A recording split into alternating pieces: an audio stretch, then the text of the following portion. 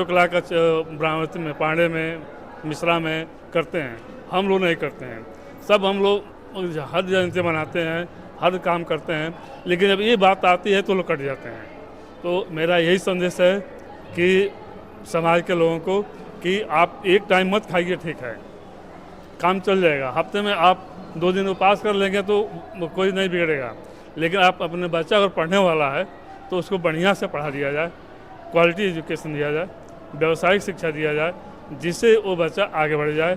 जब वो बढ़ेगा तो तभी हमारा समाज और परिवार जो हमारा आगे बढ़ेगा।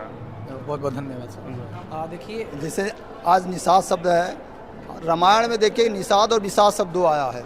जब जब भगवान के कष्ट पड़ा है तब तक वहाँ निषाद शब्द आया है। तो निषाद का मतलब क्या होता है, ठीक है, इसको अधिकांश हमारे समाज के लोग नहीं जानते हैं। नि माने नहीं, साध माने दुख। जिसके पास दुख नहीं है उसका नाम निषाद है, ठीक है। अब विषाद यानी आप जानते ही विषाद माने दुख।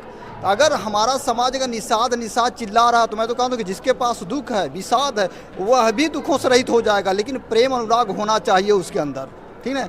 राम सखा शब्द का प्रयोग किया कि राम सखा सुनी चंदन त्यागा। राम सखा शब्द सुनकर महाराज भरत अयोध्या के नरेश थे, लेकिन रथ से उतर कर उनका सम्मान करने के लिए दौड़ पड़ते हैं। राम सखा सुनी चंदन त्यागा। आज स्थिति हो गई है कि राम सखा सुनने के बाद कोई समाज का आपको बोलने वाला नहीं है, उसकी कोई समस्या बन जाए तो उसको हल कराने वाला नहीं कोई है। ये समाज की स्थिति बनी हुई है। और गुह की बात आई कि गुह हमारे महाराजा क्यों नाम रखें, महाराजा तो रखे नहीं कोई, भगवान शिव ने गुह शब्द रखा है। तो भगवान शिव क्यों गुह रखें, क्योंकि भगवान शिव के एक पुत्र का नाम है कार्तिकेय, हैं, तो कार्तिकेय का दूसरा नाम है गुह है। और गुह माने होता है हृदय। भगवान के एक पुत्र का नाम है कार्तिकेय है, तो कार्तिकेय तो भगवान शिव के हृदय है कि नहीं है, हैं?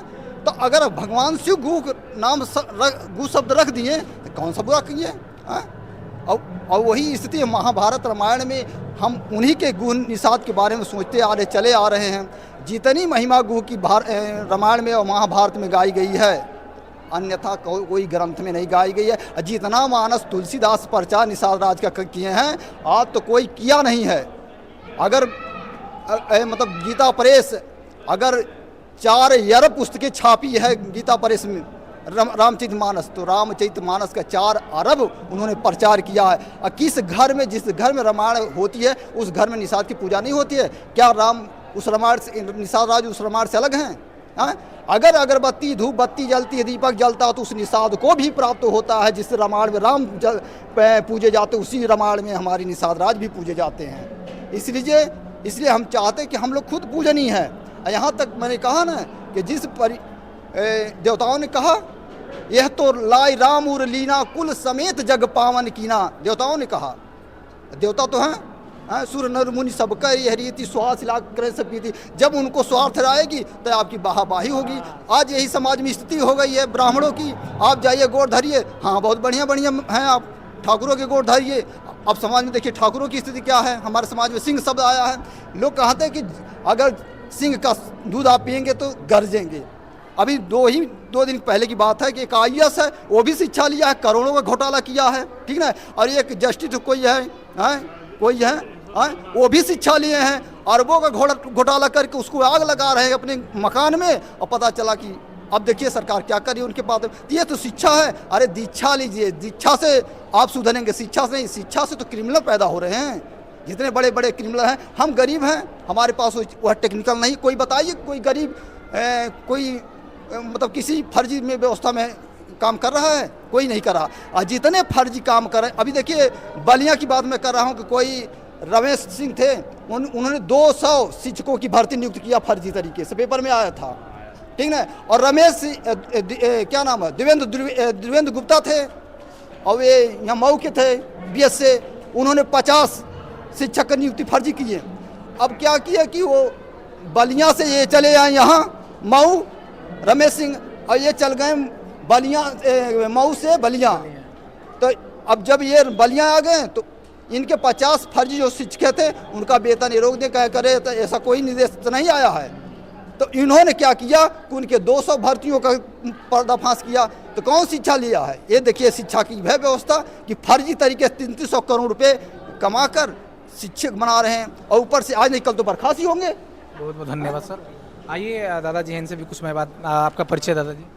परिचय हमारा अम्बेडकर नगर, मंगरू निषाद, छक वधिया। हम एकलव्य जयंती के माध्यम से वहाँ से आए हैं हम लोग। और फिर हम आपको चैनल से फूलन देवी बहन को बधाई देते हैं, धन्यवाद।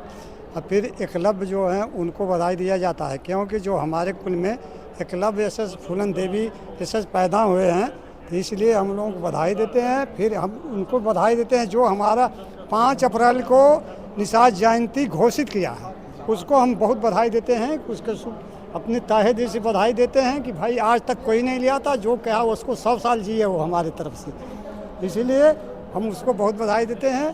क्योंकि हम लोग यहाँ से आए हैं निषाद जयंती के लिए, यहाँ निषाद जयंती मनाते भी हैं, निषाद की तरफ से रहते हैं।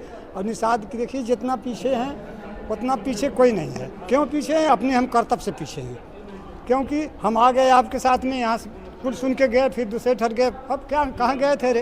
और निषाद जयंती क्या मिला वहाँ तुमको? अरे मिलता क्या? सत्संगत में आते गुड़ मिलता है, वहाँ बुद्धि मिलती है, 10 टाइप के आदमी आते हैं, चिन्हा पर्ची होती है, इसीलिए वहाँ जाना चाहिए। हम लोग आप माने ना कितनी दूर यहाँ से है, अम्बेडकर नगर वहाँ से आए हैं। हैं? बहुत बहुत धन्यवाद दादाजी। देखिए ये चार पानी था, गोरखपुर से कुछ ही दूर पर है ये गांव है, और निषाद धाम था, यहाँ पे निषाद जयंती मनाया गया। अगर वीडियो अच्छी लगी हो तो आप लोग वीडियो को लाइक करें, शेयर करें और कमेंट में अपने अपने विचार को जरूर दें। तब तक के लिए जय हिंद।